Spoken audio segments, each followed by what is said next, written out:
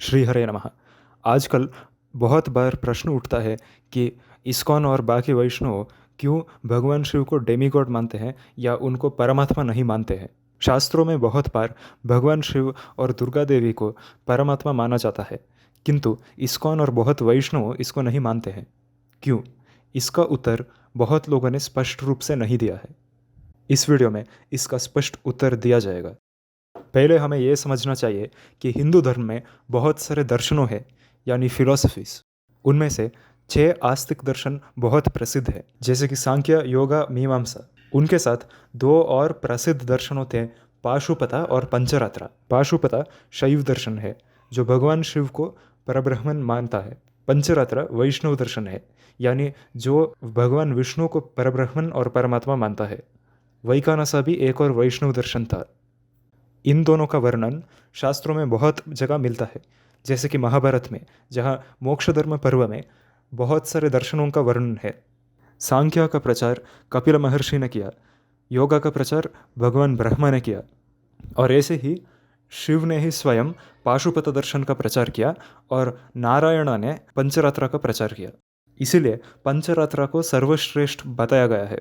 ये वैशंपायन ऋषि ही कहता है कि पंचरात्रस्य कृत्स्नस्य वक्ता तु नारायणः स्वयं ज्ञानेष्वेतेषु राजेंद्र सर्वेष्वेतद् विशिष्यते।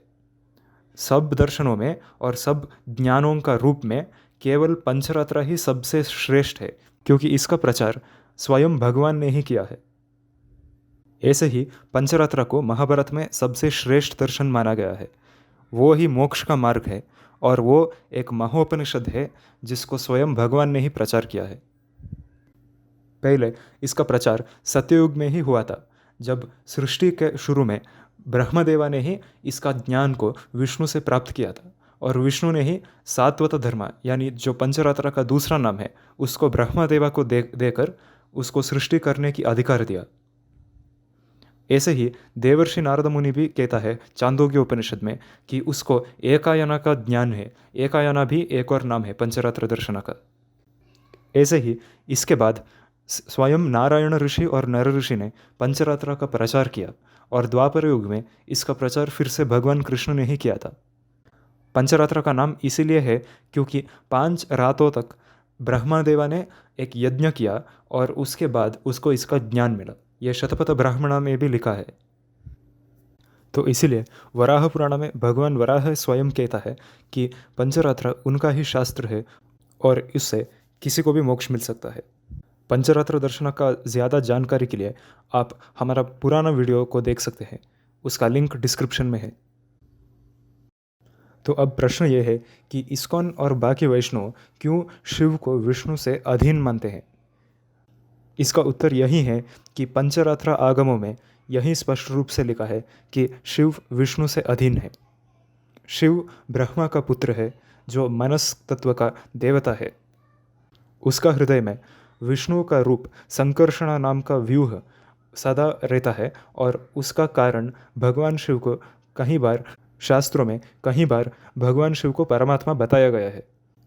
किंतु इसका अर्थ हमें यह समझना चाहिए कि ये संकर्षण का अस्तित्व की वजह से ऐसा हुआ है।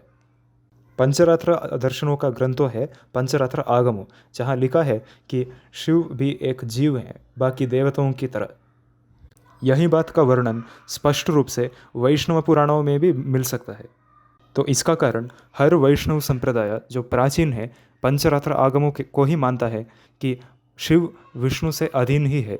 इसीलिए ही श्री मध्वाचार्य भी इसी बात का वर्णन महाभारत तात्पर्य निर्णय में करते हैं, और इसी बात को श्री वैष्णव आचार्य श्री पिल्लाई लोकाचार्य भी कहते हैं तत्वत्रय नाम का उनका ग्रंथ में। तो जब वैष्णव कहते हैं कि भगवान शिव भगवान विष्णु से अधीन है, तो वो अपना दर्शन का पालन ही कर रहे हैं।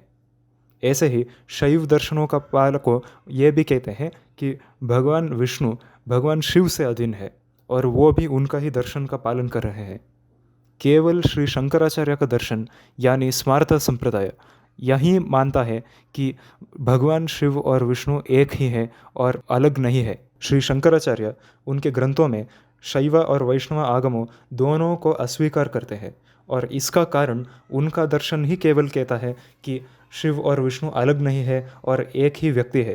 किंतु ये वैष्णवों और शैवों नहीं मान सकते हैं, क्योंकि स्पष्ट रूप से वैष्णव और शैव दर्शनों का शास्त्र, मूल शास्त्रों यानी आगमों यही कहते हैं कि शिव और विष्णु एक ही व्यक्ति नहीं है, और इसीलिए एक व्यक्ति को अपना संप्रदाय का ग्रंथों का और अपने आचार्यों का ही पालन करना चाहिए। किंतु इसका ये मतलब नहीं कि एक देवता को परब्रह्मन नहीं मानने से उनका अपमान हो रहा है, क्योंकि हर वैदिक दर्शन सभी देवताओं को गौरव करता है।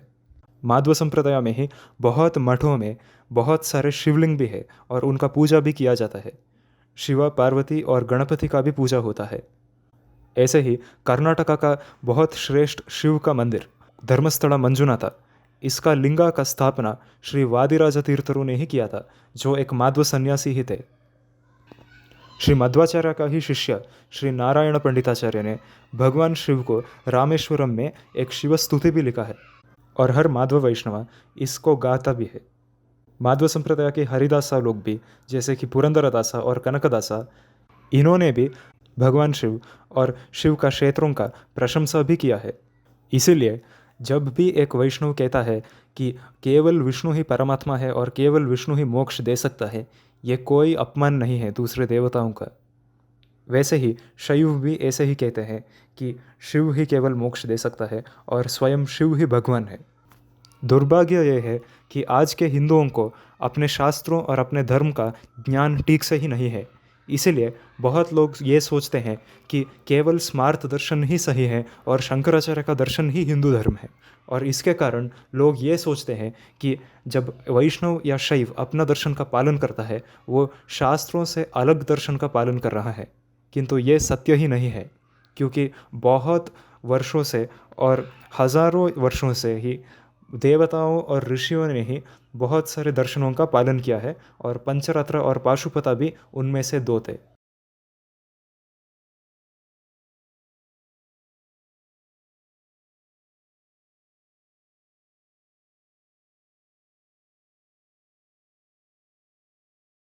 ये एक बहुत ही मूर्खतापूर्ण तर्क है, क्योंकि वही शास्त्रों जो पंचरात्र को बहुत श्रेष्ठ मानता है, वही शास्त्रों में क्यों ऐसा कॉन्ट्रडिक्शन आ जाता है? इसका क्या मतलब है कि भगवान ने ही अपने बातों पर उल्टा जाता है? नहीं, ऐसे ही बताया गया है कि भगवान शिव का अंतर्यामी संकर्षण है, जो विष्णु का ही रूप है। इसीलिए वैसे ही वेदों में यह भी मिलता है कि इंद्र भगवान है, अग्नि भगवान है, वरुण भगवान है, किंतु सच में वो भगवान नहीं है। ऐसे ही हमें ऐसा वाक्यों का ऐसा इंटरप्रिटेशन करना है कि भगवान विष्णु जो सब देवताओं का अंतरात्मा है, जैसे ही पंचरात्र आगमों में बताया गया है और पुराणों में भी इसका ही वर्णन है, ऐसे ही भगवान विष्णु ही परमात्मा है। जब वो देवताओं को परमात्मा बताया गया है, उसका ये मतलब है कि संकर्षण या उन देवताओं का अंतरात्मा जो है, वो विष्णु का रूप जो है, वो परमात्मा है। तो इसीलिए महाभारत में ही आता है, ज्ञानेश्वेतेषु राजेंद्र सांख्य पाशुपतादिषु यथा योगम यथा न्यायम निष्ठा नारायणः परः। जो भी दूसरे दर्शनों हैं, जैसे सांख्य और पाशुपता, उनमें से उनका ऐसा इंटरप्रिटेशन करना है कि नारायण ही पर है, यानी विष्णु ही सुप्रीम है। ऐसे ही हर दर्शन भी शास्त्रों के साथ ऐसा ही करता है। जैसे कि वेद हो, महाभारत हो, पुराण हो, स्मृति हो, हर दर्शन सभी शास्त्रों को ऐसा इंटरप्रेट करता है कि उनका सिद्धांत में कोई कॉन्ट्रडिक्शन ना हो या कोई भी विरोध नहीं हो। इसीलिए जब शास्त्रों में शिव को परमात्मा या परब्रह्मन माना जाता है, इसका अर्थ दो रूपों से समझ गया जा सकता है। एक यह है कि वो वाक्यों दर्शन भाषा में है, यानी वो पाशुपता दर्शन के अनुसार से वो बता रहा है कि शिव परमात्मा है, या फिर जब ये वेदों और दूसरे शास्त्रों में आता है, ये शिव का अंतरात्मा यानी संकर्षणा जो उसका हृदय में रहता है, जो विष्णु का रूप है, उसको बताया गया है। तो ऐसे ही हर दर्शन शास्त्रों को अपने सिद्धांत के विरुद्ध ना होने जैसा ही इंटरप्रेट करता है, और इसीलिए हर संप्रदाय को अपने अपने दर्शनों का पालन करने का अधिकार बिल्कुल है। धन्यवाद। श्री कृष्णार्पणमस्तु। ये वीडियो अंग्रेजी, कन्नड़ा और हिंदी में मिल सकता है। अब हमारा कंटेंट को आप ज़्यादा लोगों को दिखा सकते हैं।